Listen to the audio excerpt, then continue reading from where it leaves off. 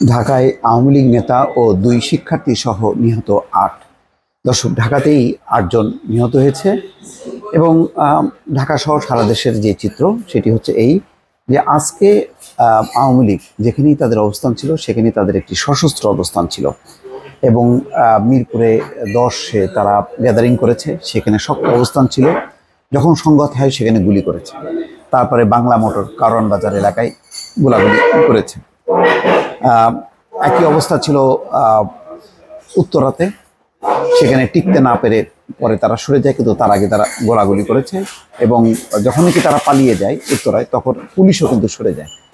সবচেয়ে গুরুত্বপূর্ণ ভূমিকা পালন করেছে সেনাবাহিনীর সদস্যরা মিরপুর 10-এ, সেখানে আওয়ামী লীগের অবস্থান সরিয়ে দেয়, নতুবা যেই পরিমাণ উত্তেজনা ছিল এবং সেই দৃশ্য দেখে অনেকে অভিভূত হয়েছে যে খুবই দায়িত্বশীল ভূমিকা পালন করার কারণে সেখানে সেনাবাহিনীর হস্তক্ষেপের পর আওয়ামী লীগ সেখান থেকে সরে যায় এবং এক পর্যায়ে জনতা পুরো মিরপুর 10 তার নিয়ন্ত্রণে নিয়ে আসে। কিন্তু বাংলা মোটর এবং কারওয়ান বাজার এলাকায় আকস্মিকভাবে হামলা করে এবং অনেকে গুলিবিদ্ধ হয়, তো শেষ পর্যন্ত টেকে নেয়। অথচ আগের দিন কিন্তু জনতার উত্তাল ঢেউ ছিল, সেই ঢেউয়ে কিন্তু কেউ হতাহতের ঘটনা ঘটেনি। কিন্তু আজকে তারা সশস্ত্র অবস্থায় ঢাকার বিভিন্ন জায়গায়, বিশেষ করে গুরুত্বপূর্ণ উত্তরা, মিরপুর 10 এবং বাংলা মোটর কারওয়ান বাজারে নামার পর এই হতাহতের ঘটনা ঘটে এবং দুই শিক্ষার্থী সহ ৮ জন নিহত হয়েছে। যেখানেই মারা যাচ্ছে প্রতিটা জায়গায় দেখা যাচ্ছে শিক্ষার্থীরা আছে, অর্থাৎ মূল কিন্তু এই আন্দোলনের নেতৃত্ব এবং এই অসহযোগের যেই কর্তৃত্ব সেটি কিন্তু ছাত্রদের হাতে। তাদেরকে সমর্থন দিচ্ছে বিভিন্ন রাজনৈতিক দল এবং সাধারণ মানুষ। রাজধানীর বিভিন্ন এলাকায় আজ রোববার আন্দোলনকারীদের সঙ্গে পুলিশ ও আওয়ামী লীগের নেতাকর্মীদের সংঘর্ষ হয়েছে। এসব ঘটনা এখন পর্যন্ত ৮ জনের মৃত্যুর খবর পাওয়া গেছে। তাদের মধ্যে ঢাকা মহানগর উত্তর আওয়ামী লীগের নেতা এবং 2 জন শিক্ষার্থী বলে নিশ্চিত হওয়া গেছে। নিহত আওয়ামী লীগ নেতার নাম আনোয়ারুল ইসলাম, ষাটোর্ধ্ব এই প্রকৌশলী ঢাকা মহানগর উত্তর আওয়ামী লীগের কার্যকরী কমিটির সদস্য। তার মৃত্যুর তথ্য নিশ্চিত করেছেন সংশ্লিষ্ট ওয়ার্ডের নেতারা। তিনি জানান, আনোয়ারুল ইসলাম উত্তরা এলাকায় আওয়ামী লীগের অবস্থান কর্মসূচিতে ছিলেন। এই অবস্থান কর্মসূচি কিন্তু তারা আক্রমণ করেছে সাধারণ শিক্ষার্থীদের। বিক্ষোভকারীদের সঙ্গে পাল্টাপাল্টি ধাওয়ার মধ্যে বেলা 1টার দিকে উত্তরার রাজলক্ষ্মী এলাকার লতিফ এম্পোরিয়াম মার্কেটে আশ্রয় নেন। এ সময় বিক্ষোভকারীরা গিয়ে তার উপর হামলা করেন, ঘটনাস্থলেই তার মৃত্যু হয়।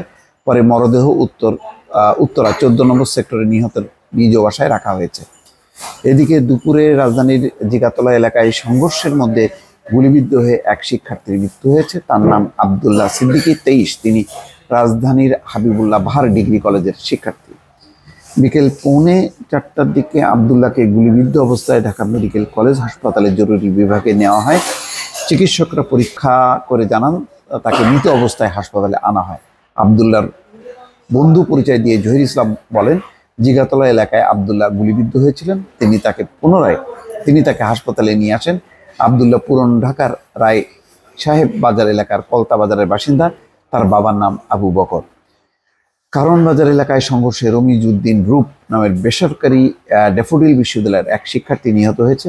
সন্ধ্যা 6:10 দিকে শফিকুল ইসলাম নামের এক ব্যক্তি তাকে হাসপাতালে নিয়ে আসে। চিকিৎসকরা পরীক্ষা করে মৃত ঘোষণা করেন।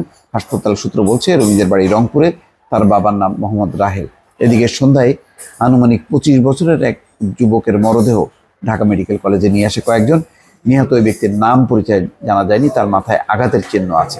রাত 8টার দিকে যাত্রাবাড়ির কাজলা এলাকা থেকে জুয়েল নামের এক যুবকের মরদেহ ঢাকা মেডিকেল কলেজে নিয়ে আসেন কয়েকজন পথচারী। তার বুকের বাঁ পাশে গুলির চিহ্ন রয়েছে বলে হাসপাতাল সূত্র বলছে। চিকিৎসকরা তার মৃত্যু নিশ্চিত করার পর মরদেহ নিয়ে যান ওই যুবকরা।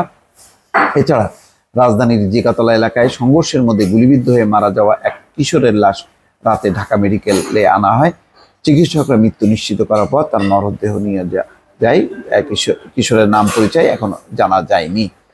দর্শক, আজকে যেটি বলা হচ্ছে যে বেলা 3টা পর্যন্ত রাজধানী Shahbagh, Shanir Akhra, Nayabazar, Dhanmondi, science laboratory, Paltan, press club ও মুন্সিগঞ্জ থেকে গুলিবিদ্ধ অবস্থায় 111 জনকে এখানে আনা হয়। এর মধ্যে 33 জনকে হাসপাতালে ভর্তি করা হয়েছে। মানে আজকে রাজধানীতে আওয়ামী লীগের বিভিন্ন তাদের ওয়ার্ডের যে কমিটি, তারা সর্বোচ্চ শক্তি প্রদর্শন করেছে এবং সেখানে তারা প্রাণঘাতী অস্ত্র ব্যবহার করেছে। মোটামুটি এটি ওপেন সিটেড, বহু মানুষের কাছে তার ভিডিও চিত্র আছে। দর্শক ভালো থাকবেন, আল্লাহ হাফেজ।